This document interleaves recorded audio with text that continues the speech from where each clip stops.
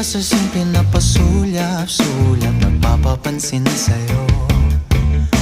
Umabot sa palitan ng mga mensahe, kilig na kilig ako.